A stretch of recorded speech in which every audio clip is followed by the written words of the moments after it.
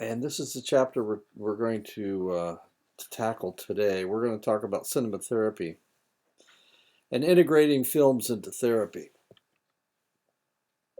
So there you go. Um, you guys might not understand how all of this has taken place because you're here. Your your cell phone is a smartphone, but it hasn't been that way forever.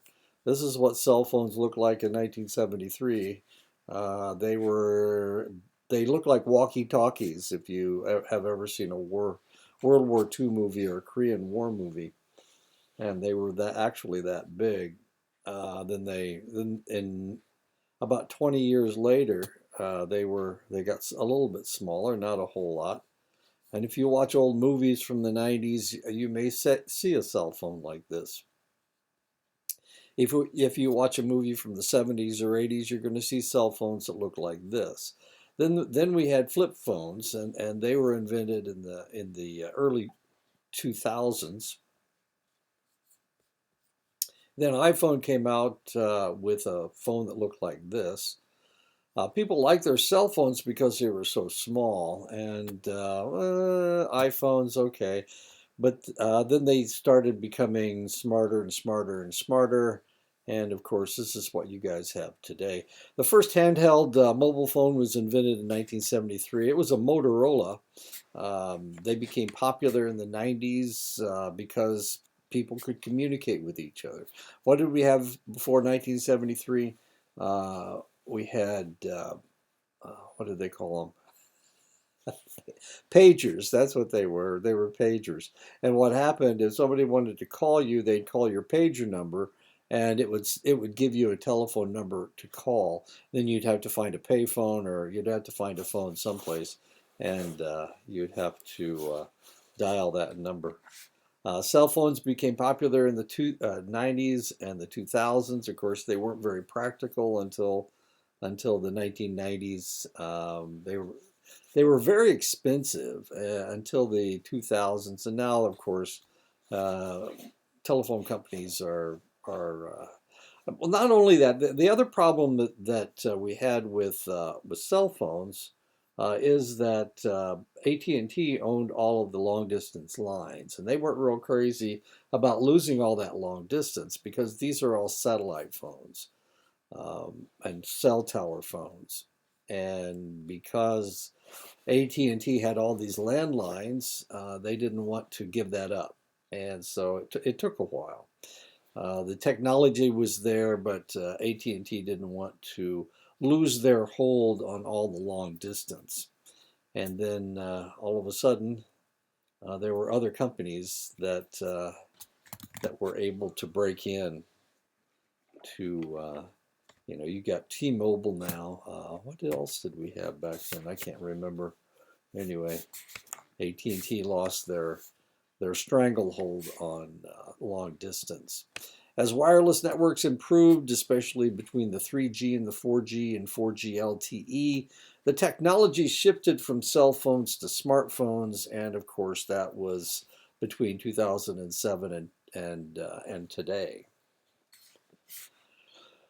In 2014, 73% of teens reported having smartphones. In 2018, 95% of teens reported having access to smartphones.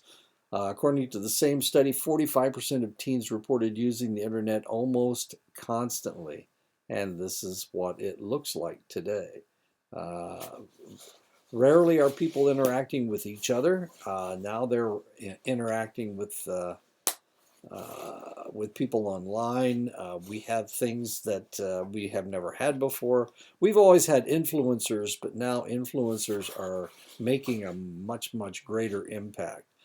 We had celebrities before, but now people are celebrities just because they are online, which seems a little odd, especially to those of us who have seen what was going on before. The whole idea of somebody being an influencer just because they tell you about their lives on the internet seems a little strange to us. Ubiquity has taken place in the social science community, psychology especially.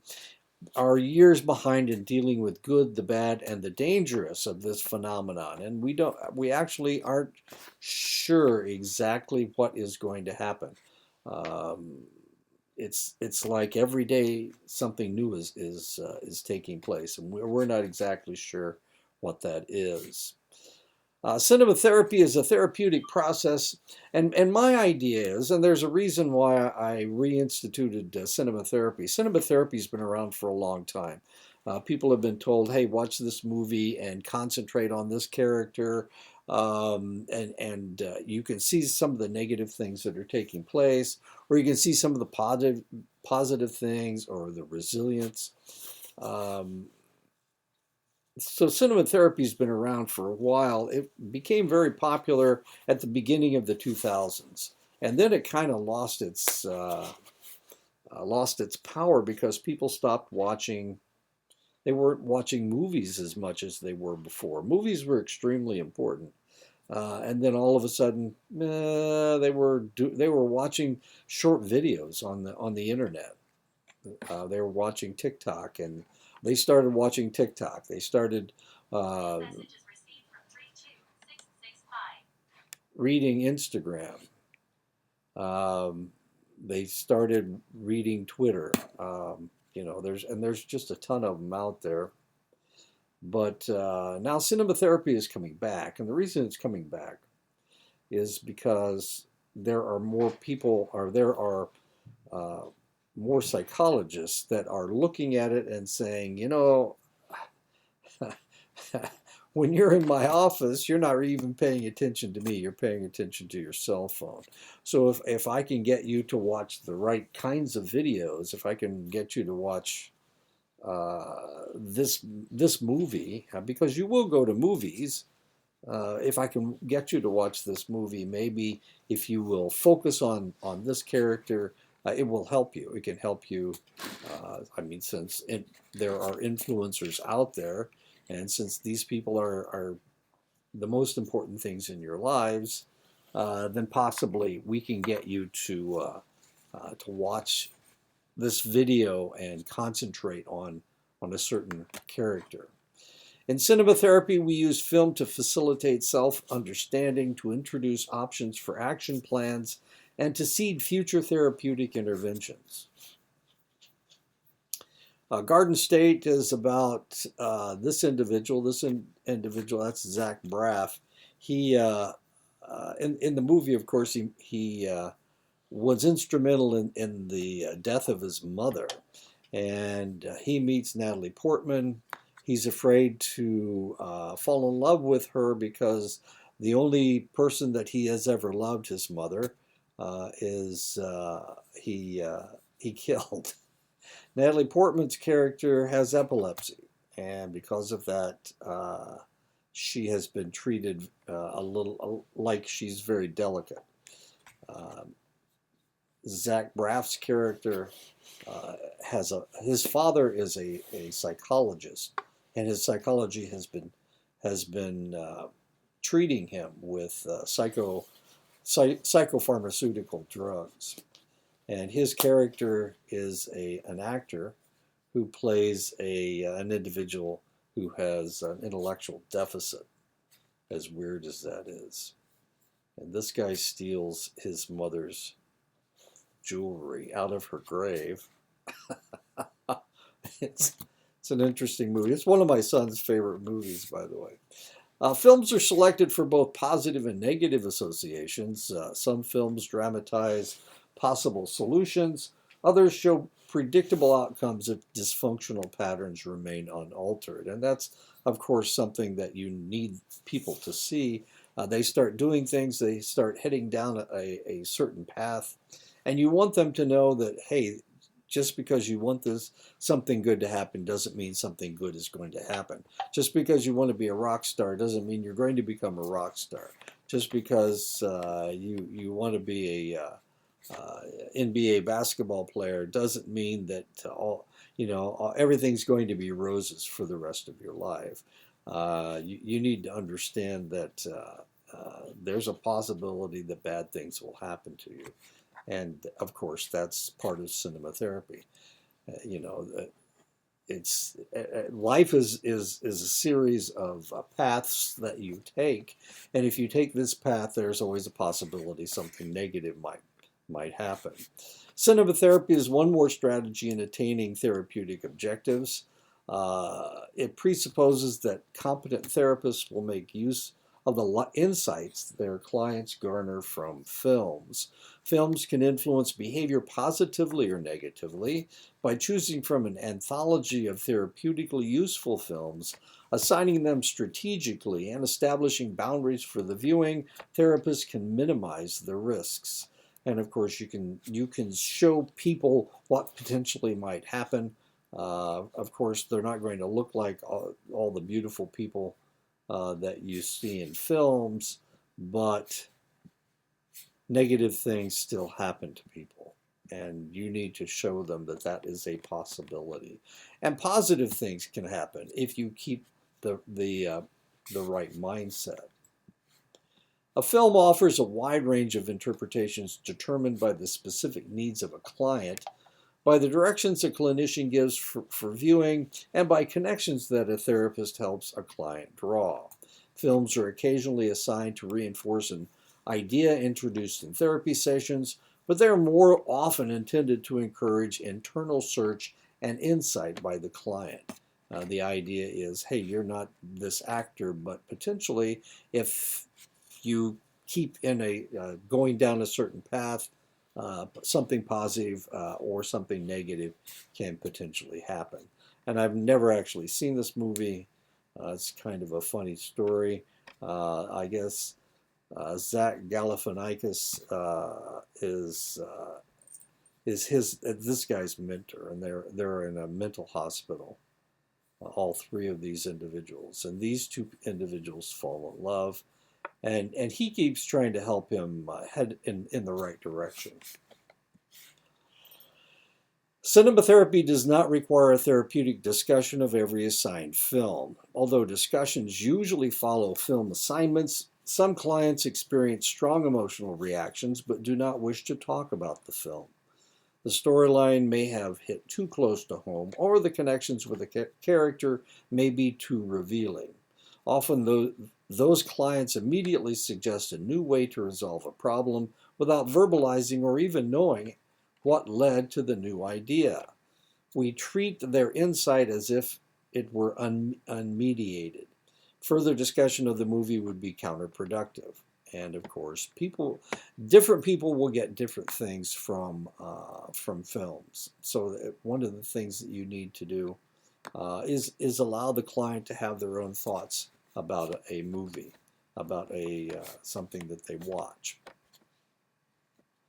This is The King of Staten Island. It stars Pete Davidson, and those are actually his tattoos. Pete Davidson's character is the son of a fireman on Staten Island, and his father was a hero, and he wants to join the fire department because he wants to follow in his father's footsteps, but he's not the person his father was, and he has other problems, so he doesn't really qualify to be a fireman. Now, actually, I've never seen the movie, but I've read a synopsis of the movie, and that's what I got from the synopsis.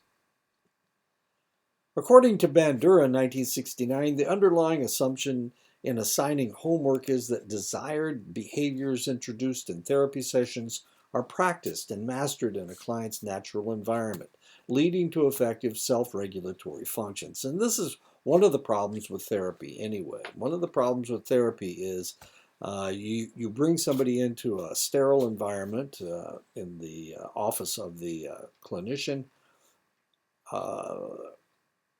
and whatever is being said in there, whatever is being discussed, whatever is being accepted by the client uh, doesn't have to be something that will fit in the person's life. It's a very sterile environment. And because of that, and of course, people's lives are dirty. People's lives are the same thing over and over again, and none of it has anything to do with a sterile environment. So the idea is that you need to do things in your real life that fit with what we're talking about in the counseling sessions, and that's what homework is all about. Therapists introduce concepts, they assign homework that will reinforce key therapeutic points, and they process the exercise in a follow-up session. And that's actually what homework is all about.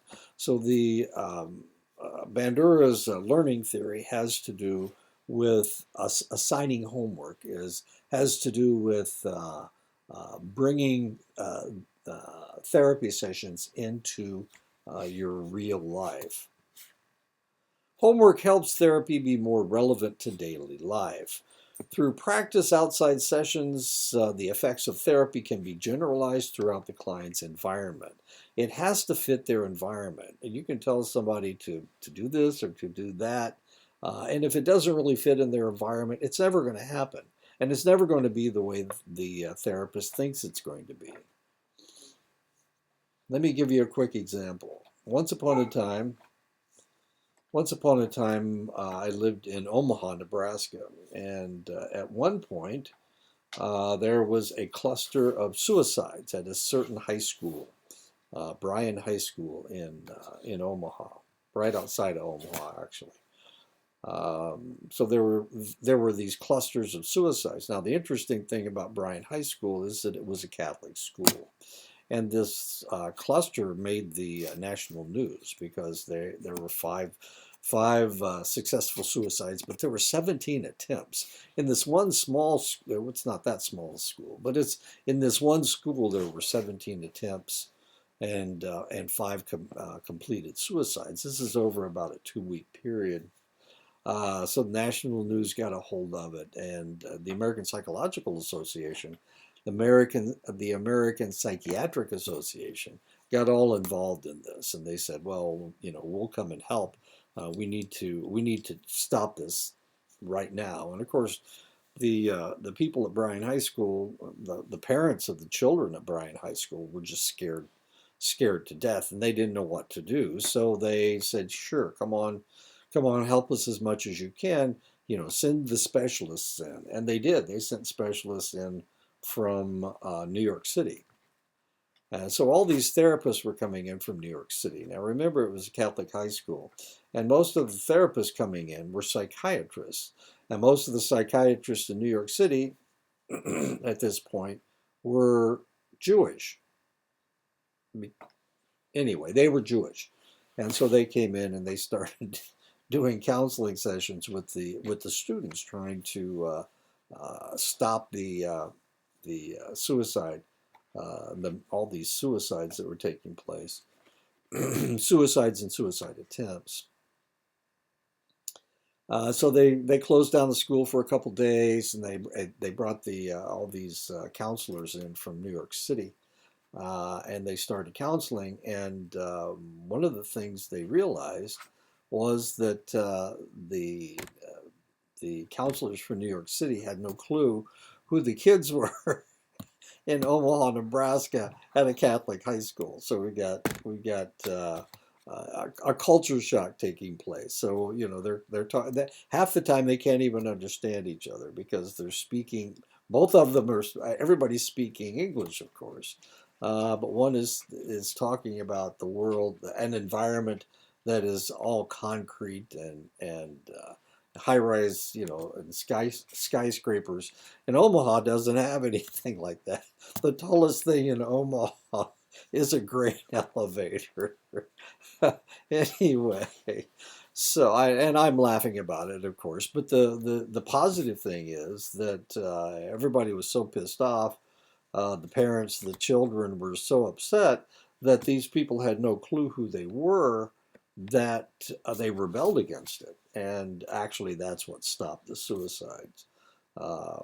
It was the fact that the two groups were like, somebody trying to clap their hands and missing their hands.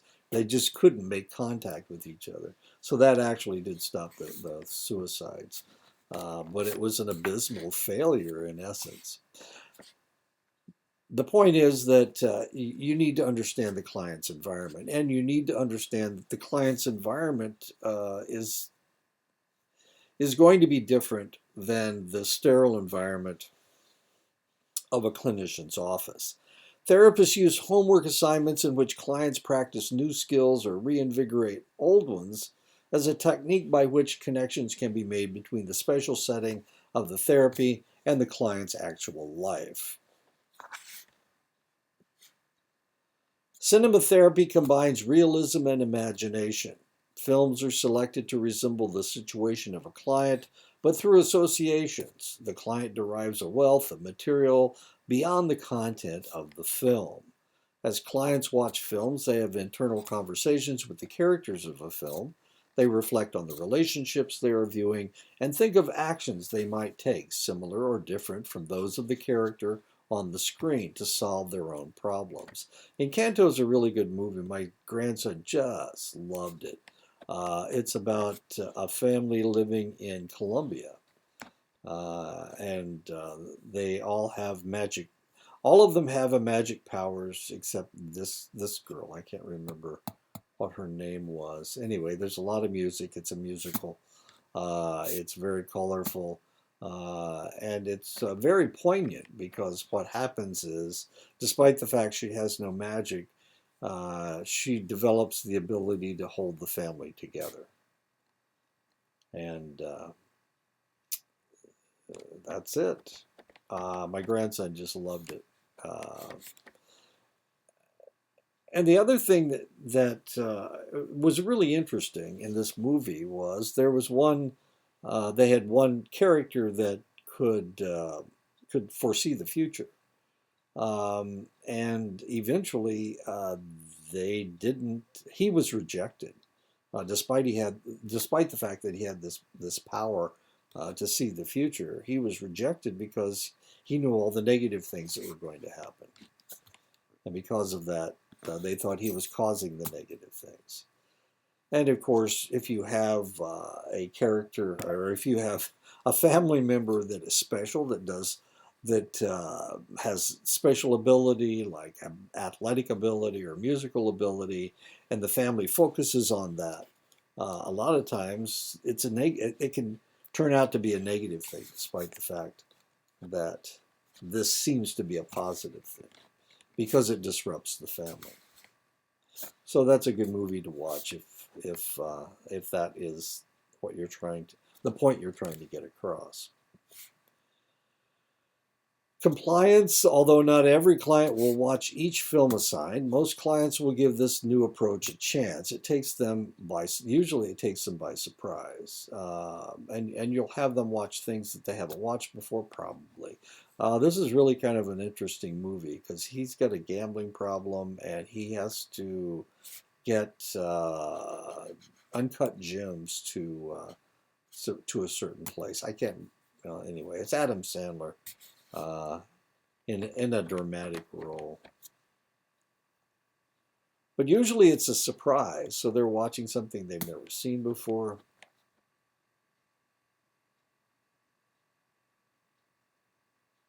And it makes them think. And that's what you're trying to do. You're trying to make them think. They're seeing the same thing all the time in their environment. They're getting the same message all the time. So by going to a movie and seeing something different, it forces them to think. Sometimes it brings them out of their comfort zone. Accessibility. Emotionally distraught clients may do better with film assignments than with books, whereas reading assignments require an ability to focus that depressed or anxious clients find difficult. Films require less concentrated attention.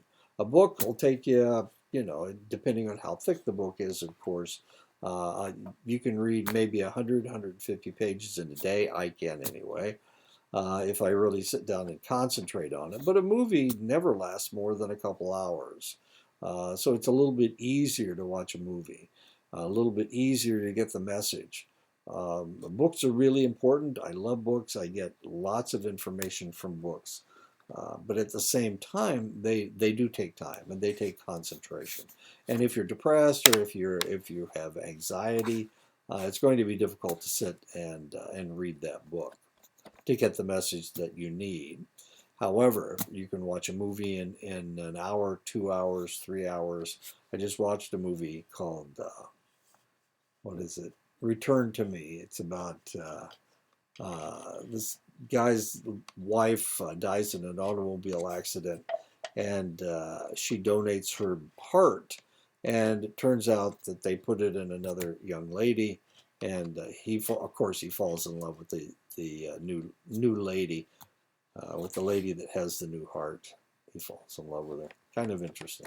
Adolescents, in particular, are almost always willing to watch a film. Read a book? I don't know. Probably not. Not today. Not in today's society. It's really difficult to get anybody to read anything. I've heard high school teachers say nobody reads. I've heard elementary school teachers say that nobody reads. I have tried to get my grandson to read. I've even bought him book after book after book, and he does not want to read. He'll watch those cartoon, I don't know, action things. That's not real reading. Real reading is a chapter book, what he calls a chapter book.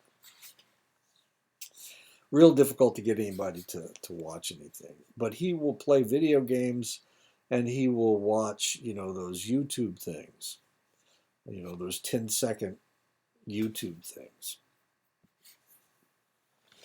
Availability, movie watching can be shared by families even when other family members have not participated in therapy. Usually you can find whatever you want online. You can rent it for, I don't know, a couple bucks. In the old days, you could go to the video store and rent a video, but they don't exist anymore. So now you'll have to sign up with Amazon Prime, or what's another one, Netflix, and you can usually find the movie that you're looking for. I can't remember why Iron Man 3 is here. It looks like he gets torn up. And that's the Potts lady. Curiosity, because the rationale for using films is carefully explained, cinema therapy assignments seem logical to clients. But the films that are picked are sufficiently removed from the problem at hand to potentiate clients' curiosity. And hopefully it is close enough, but it doesn't smack them in the face. You really don't want to shock somebody. This is a movie called Paper Towns, where this individual, this guy is in love with, has been in love with this person since they were in the third grade or something, and but she's way too cool for him, and then she disappears and leaves him clues as to where she is. And he follows the clues, and eventually, well, I won't go into that part. Really kind of a fascinating movie, because before she leaves, she punishes all the people that have wronged her. Interesting movie. Familiarity. Films are familiar, part of the vernacular of the client. Hence, they require no leap to a specialized language sometimes encountered in structured homework. This is a Kristen Wiig movie. Welcome to Me is she wins the lottery. She has all this money and she decides to spend it by doing a television show, a short television show that shows people all these odd things that she wants them to know. Kind of like a podcast. Anyway, I haven't seen most of these films. I have seen Paper Towns. I read the book, actually. It's a really good book. Rapport. Much of the client's life is outside the direct experience of the therapist. Films shared by clients and therapists deepen therapeutic alliance by providing an experience they have in common, and by putting the therapists and clients on more nearly level ground. Matchstick Men is about Nicolas Cage's character is obsessive compulsive, and he's a con man. And anyway, but he's obsessive compulsive, and because of his obsessive compulsive behavior, he has a gang of con people, and he has a difficult time controlling them because of his obsessive compulsive behavior. Offering hope and encouragement, no film can be by itself reverse a negative worldview, of course, but therapists can select films that begin in despair and end in triumph, thereby giving rise to hope. Hopefully, it gives rise to hope anyway. And I don't know anything about the Skeleton Twins. It was suggested by the book. Reframing problems. The meaning that any event has depends upon the frame in which it is perceived. When the meaning changes, the person's responses and behaviors also will change. In practice, reframing occurs when a therapist draws different conclusions about an event than what clients have concluded. And of course, this is always part of the process. Is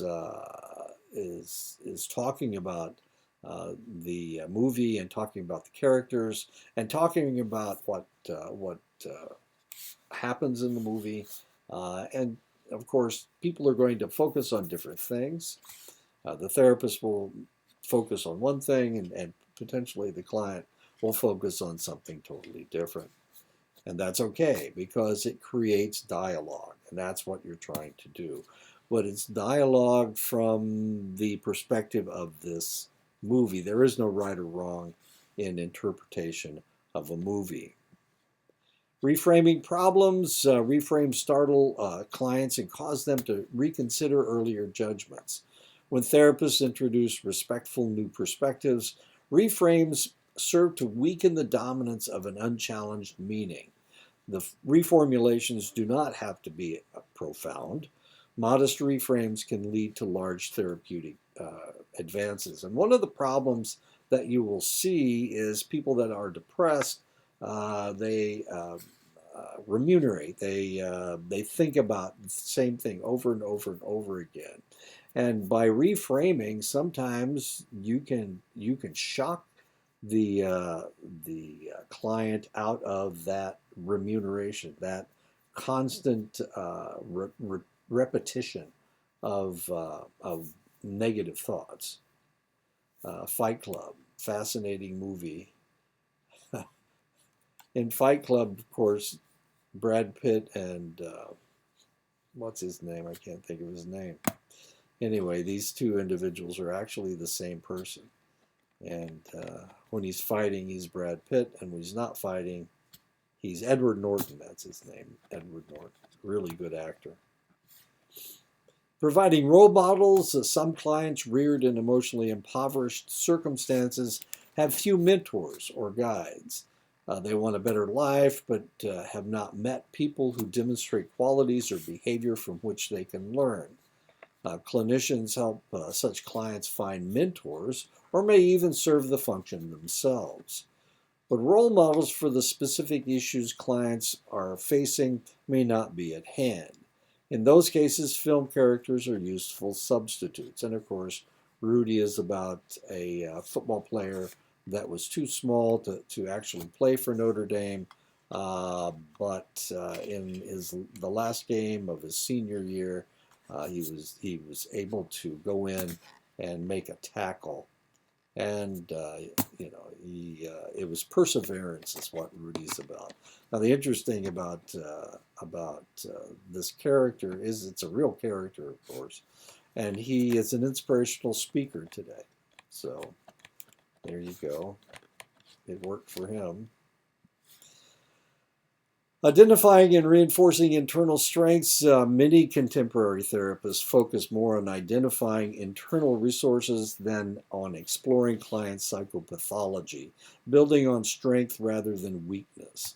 Viewed from this perspective, clients are not dysfunctional so much as they are unaware of their assets and the means by which they can access them. And silver linings, one of these, I think Bradley Cooper's character has is schizophrenic, and Jennifer Jennifer Lawrence, is that her name? Anyway, I think she decides to make a play for it. Anyway, so what are we talking about? Okay, so what we're talking about is bringing out the strengths in your characters, or in the characters of the movie, focusing on their strengths. And of course, that's what you want to do with your clients as well. Accentuate the positive and eliminate the negative. Identifying and reinforcing internal strengths. Therapy helps clients recall forgotten or discounted resources and then facilitates opportunities for those resources to be applied. Films assist in reaching that objective by portraying fictional characters who resolve difficult problems, often with no more personal skills than those possessed by the clients themselves. How does the leap from real life to real life take place? Usually through conversation in therapy. And of course, Black Swan is about an individual who is being manipulated by all kinds of interesting people, and eventually it breaks her. That's Natalie Portman's character. Her rival is Mila Kunis. So what you need to do is you need to talk about these things. And if you talk about these things and you can talk about them in the abstract, instead of focusing on your client's life and the problems that your client has, you can talk about, well, how in the world did they take care of this problem in the movie?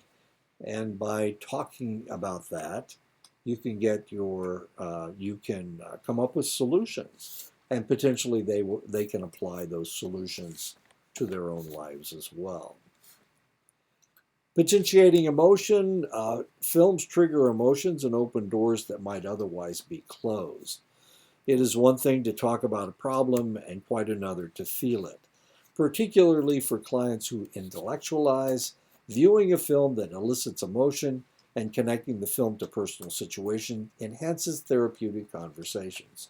Girl Interrupted, of course, is about a young lady that attempts suicide, and then she's institutionalized, and she comes in contact with individuals that really have problems. Her problems aren't that severe because she didn't really want to kill herself.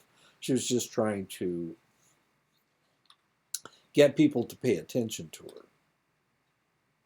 And while she's in there, she actually sees people that actually have problems. And of course, that can be part of the conversation. if you use that film. Improving communications. Clinicians attempt to help clients communicate unfamiliar concepts to their partners, but a film can introduce understanding through readily grasped images. Lars and the Real Girl is, I've actually seen this movie. Lars is living out in the boondocks in the small town in Minnesota, or is it Wisconsin? Anyway, he's up there where it's cold, and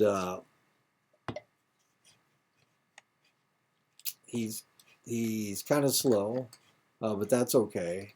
And he decides that he's going to buy himself a doll. He buys himself a sex doll, not so that he can have sex with it, but so that he can have a girlfriend. People keep saying, well, Lars, you need a girlfriend.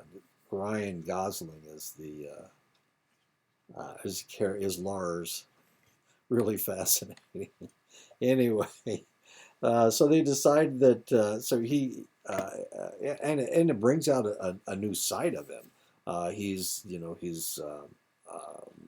becoming more part of the of the environment of his small town. I mean, everybody's really happy about it, but then they realize, well, this isn't really working.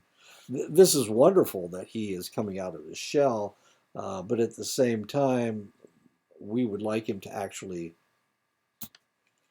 uh, not need this doll. So people treat the doll as if she's alive, and then people start saying, "Hey, can I take her to a PTA meeting or to this or to that or the other?" And eventually he gets angry with this with the doll, and eventually he, of course, he doesn't need the doll anymore, and he starts dating an actual live human being. Fascinating. Prioritizing values. While Hollywood does not attempt to philosophically challenge the great philosophies or religions, social critics agree that popular films constitute one of the primary sources for the dissemination of cultural values in our time. And of course, just like living in a small town, everybody everybody represents part of the culture. And it's the same thing about Hollywood. I have to sneeze. I'm sorry. I have to sneeze. Oh, sorry.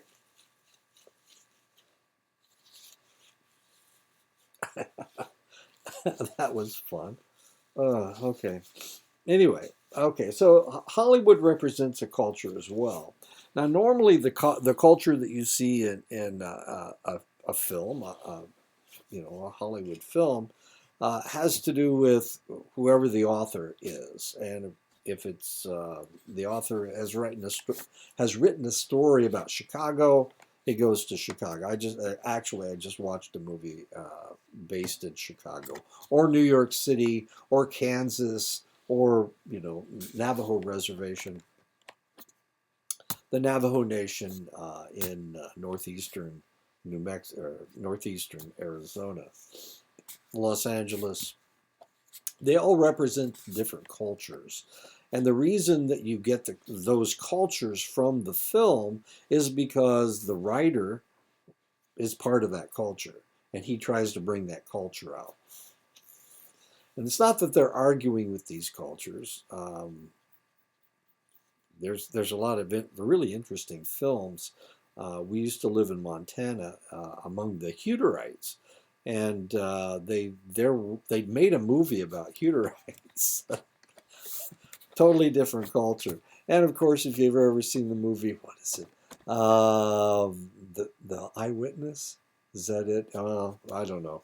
Anyway, it's the movie with Harrison Ford is a policeman, and a little Amish boy sees a murder, and he can identify the murderers. So he tries to hide the kid and his mother, and he goes to her farm to protect her and to hide from the people that are dealing drugs. It turns out to be the police, the police department, the murder detectives are the ones, homicide detectives, sorry, are the ones that the witness. Yeah, it's the witness. Anyway, yeah. So that's a different that's a different culture, totally different culture, and a different religion. What therapists need for cinema therapy? Therapists should learn to watch films therapeutically so they can describe the process effectively to their clients. The therapist should assemble a list of therapeutic films. Therapists should think of films as co-therapists in the process of encouraging and utilizing insights. As good as it gets, Jack Nicholson's character has obsessive compulsive disorder. Um, Greg Kinnear's character is a gay man who is having problems uh, interacting with society, And Helen Hunt's character, she has a child with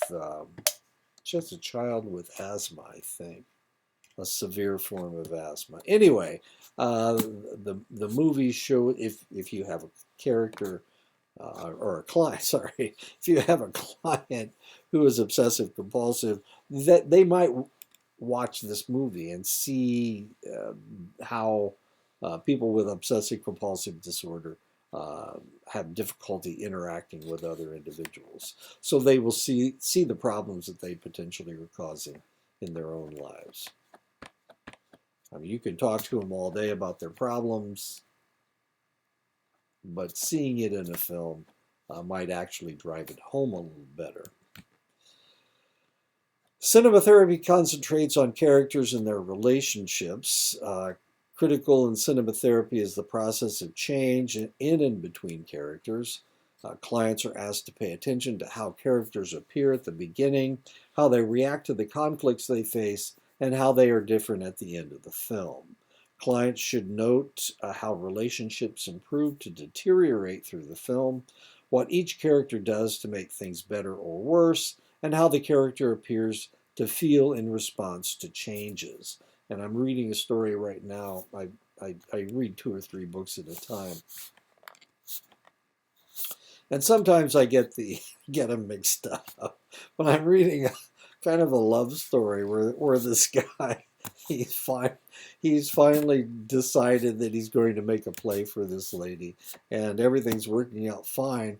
Now, I'm listening to it on tape, but there's 4 hours left, and I know there's got to be a conflict coming up. You watch a movie, you watch a Hallmark movie, and you always know, well, there's 30 minutes left. So, they're finally getting together. You know that there's going to be a conflict coming up to drive them apart. And then, of course, they're going to come together in the end.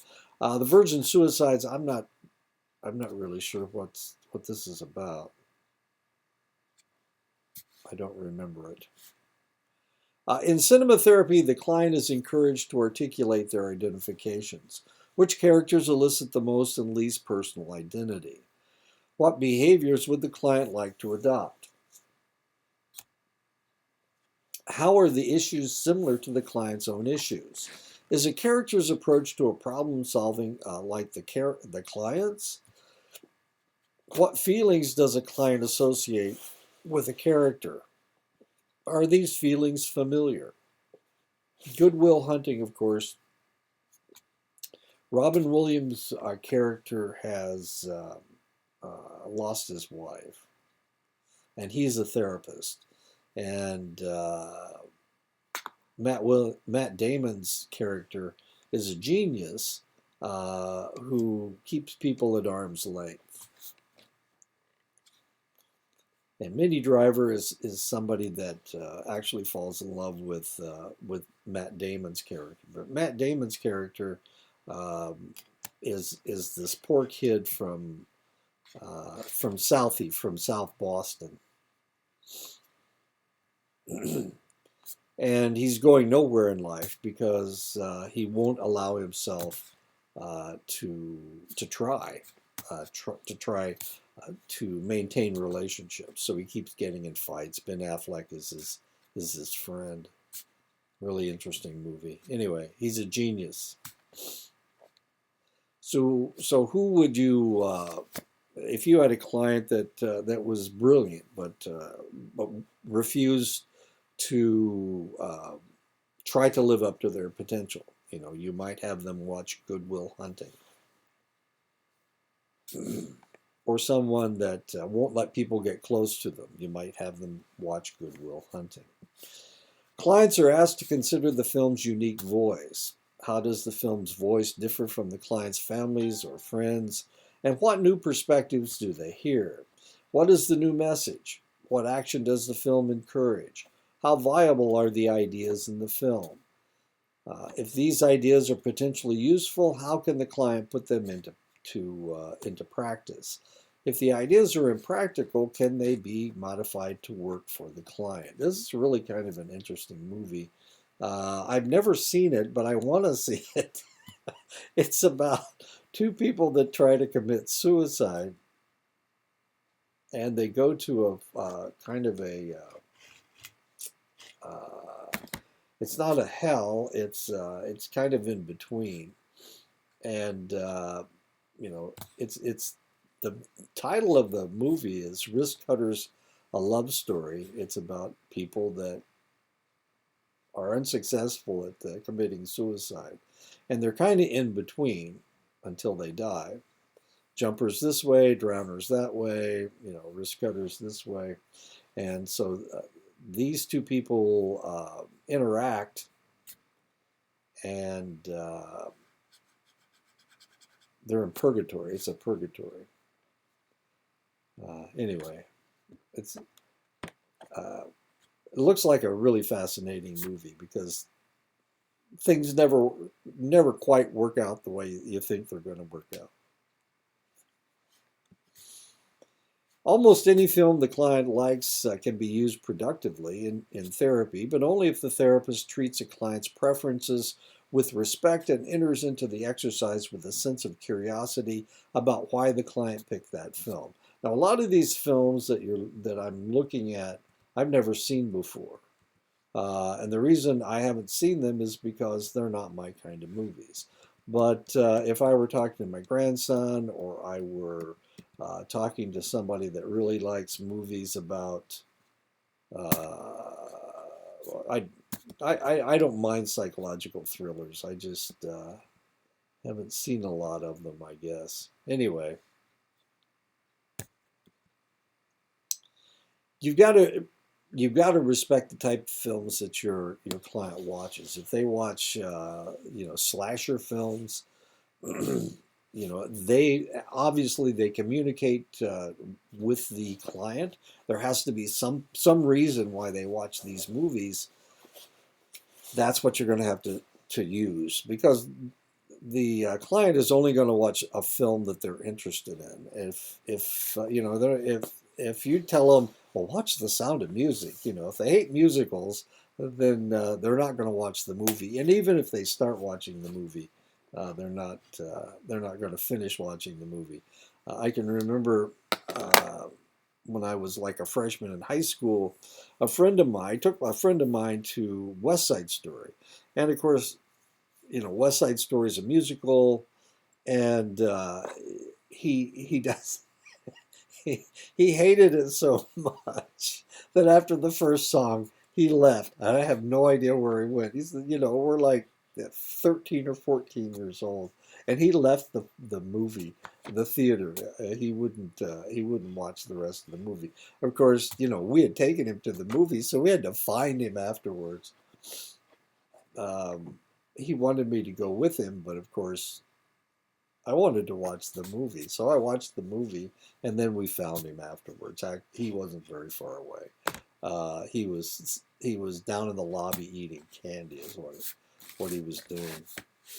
Anyway, if you're not that crazy about Batman, here's a movie about Joker. I don't know if Batman's in that movie. Anyway, this is theoretically a pretty good movie, but I've never seen it. Therapists should think of films as material that will be internalized by clients and available for future reference. Clients remember characters from films and can repeat key phrases and sequences long into the future. And of course, that's always important. This is a Disney movie called Inside Out. It's about a young lady with all of her emotions are different characters. This is her as a happy character. Anyway,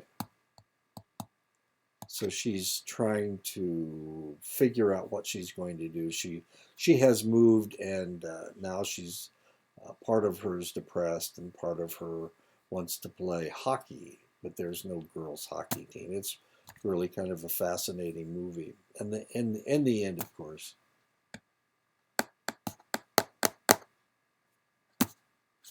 positive things happens. It's a Disney movie.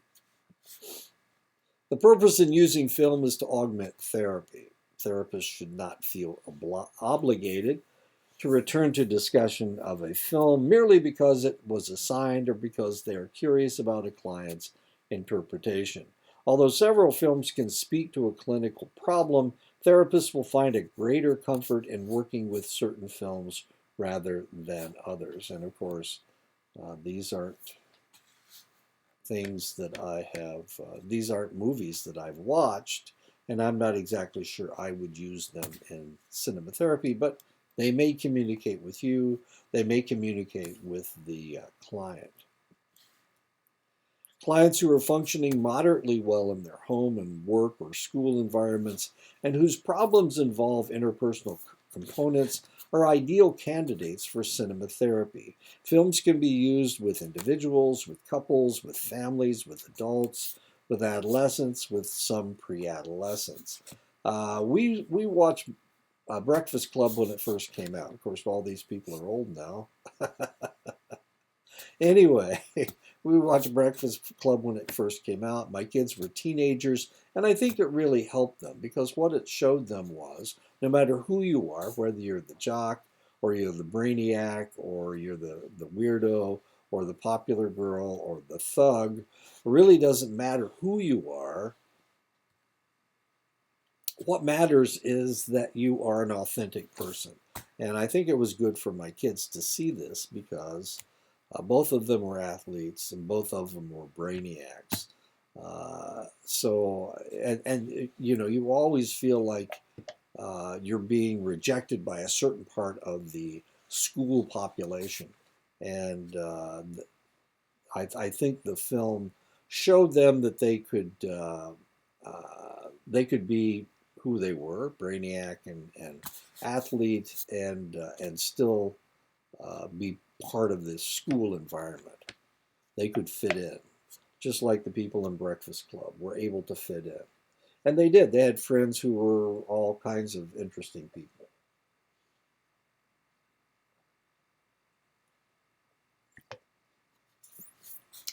Films should not be used with small children except in family therapy as a means of encouraging the family to do something positive together. Given a child's developmental limitations and our practice of discussing films a week after they are assigned, using cinema therapy with young children is usually not effective because they don't remember the film. Turning Red is a really fascinating movie. It's about somebody coming of age and being whoever they are. And in the case of this individual, of course, they become a red panda. As curious as that is. My grandson watched this over and over and over again, and it taught him that he could be angry and that there were things that he had to do, that he should have done, that he was supposed to do. It's really kind of a fascinating situation. And at one point, he got mad at me because I said it's time to go home, and he didn't want to go home. And he yelled at me, and we had a long conversation, and we talked about this film. And he said, well, I thought, after watching the film, I thought it was okay if I get angry. And I said, it is okay if you get angry, but it needs to be a logical anger. You know, there's no reason why you would embarrass yourself and embarrass me like that. You know, what were you trying to do? And at that point, he realized that he was with a friend of his and he was trying to show off for his friend. And after that, we were okay. You know, we were okay. He had yelled at his grandfather, um, and I told him that we were leaving anyway and he needed to go right now. And eventually, of course, he apologized for yelling at me. And he said, the reason I yelled was because I thought it was okay from the movie. And we discussed it. It's kind of interesting when your grandfather is a psychologist, I guess. Clients with serious psychiatric disorders are not candidates for cinema therapy. Neuroses, sure, no problem. Psychoses, they're not. It's not going to communicate. It's not going to work. Because clients usually view films in their own homes rather than the office, it is difficult to deal with issues that come up during or immediately after a viewing. If they have a neurotic problem, it's not that serious. We do deal with neuroses all the time. When I say neuroses, I'm talking about anxiety, depression. Those problems are usually not severe enough to cause a reaction, but if they are psychotic, they are suffering from bipolar disorder, they're suffering from schizophrenia, a film isn't going to really work because they will skew the message in the film to fit their own psychosis, and that usually doesn't help. Eternal Sunshine of a Spotless Mind. This is one of the serious films that Jim Carrey made. He falls in love with Kate Winslet. I've never really seen this movie, but I think Jim Carrey has schizophrenia, and that's his problem. The risk is too great to assign cinema therapy to clients who have trouble distinguishing reality from fantasy, and those are the psychotic individuals. They can't tell the difference between reality and fantasy. But the risk is true as well for non-psychotic clients with severe symptomology. The more serious the symptomology, the more serious the diagnosis, the less likely that cinema therapy is going to do any good. Therapists should not assign films that they believe in their clinical judgment might cause a client distress. You're not trying to hurt them. Do no harm. Remember, do no harm in your therapy. So if it's going to cause too much distress, then if they're not going to be able to interpret it properly, then they are not good candidates for cinema therapy. Clients may not know when a film will be helpful, but they almost always know when it will be too hard to take. When clients are more vulnerable, describe the film in far more depth than with clients who are more resilient and less emotionally distraught. Cinema therapy assignments are very successful with couples. However, if there is violence in the film assignments should not be used. Films should not be assigned to clients who have had recent traumatic experiences similar to the characters in the film. One of the things that we know works with people suffering from PTSD is video games that mimic combat. That works. Playing a video games where they are actually interacting with what's going on the screen, and where it is safe for them to interact with what's going on the screen is okay. That works. But if they watched a movie about combat, they would not be controlling the action. And because they wouldn't be controlling the action, whatever was going to happen would happen in the movie. And they would feel like they had no control over what was happening. So whereas playing a video game about combat works because they are controlling the action, watching a movie about combat won't work. It won't help them. It could potentially make their PTSD worse. And this is what we discovered.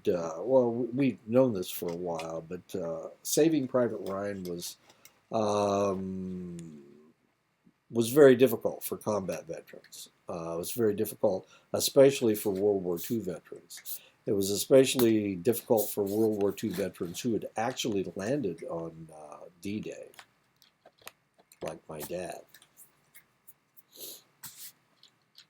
We were able to show him D-Day, the movie from the 1960s.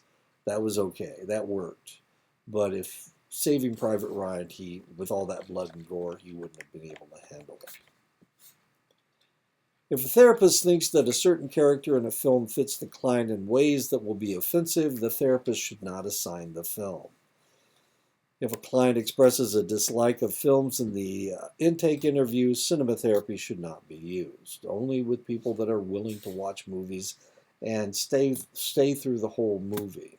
Split is kind of an interesting movie. Split is about an individual who has multiple personalities. He has dysfunctional identity disorder, dissociative identity disorder, sorry. And one of his personalities is this monster, like King Kong or something.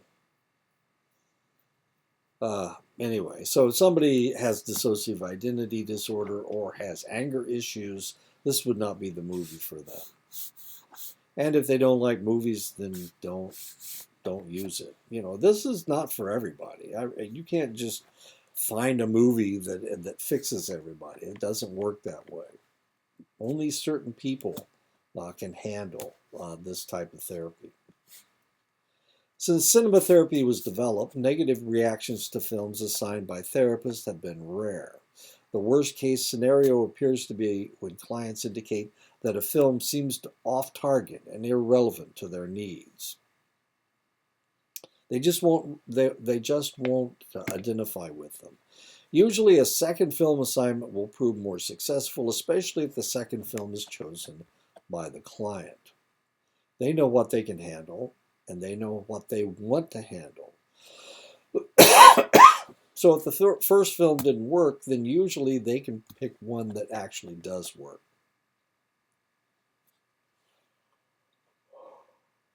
Beginning in June is about two individuals with intellectual deficit who fall in love.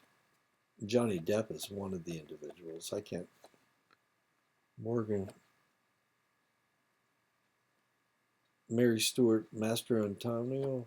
I don't know. In a client's choice of movies, the therapist can find clues to their working role models, ideal self-image, internal resources, potential goals, perceived obstacles, degrees of imagination and creativity, overall philosophy of life. And of course, the notebook is about the end of life and remembering how you fell in love. That is the end of this lecture. We'll talk more about cinema therapy next week. So I'll talk to you next week.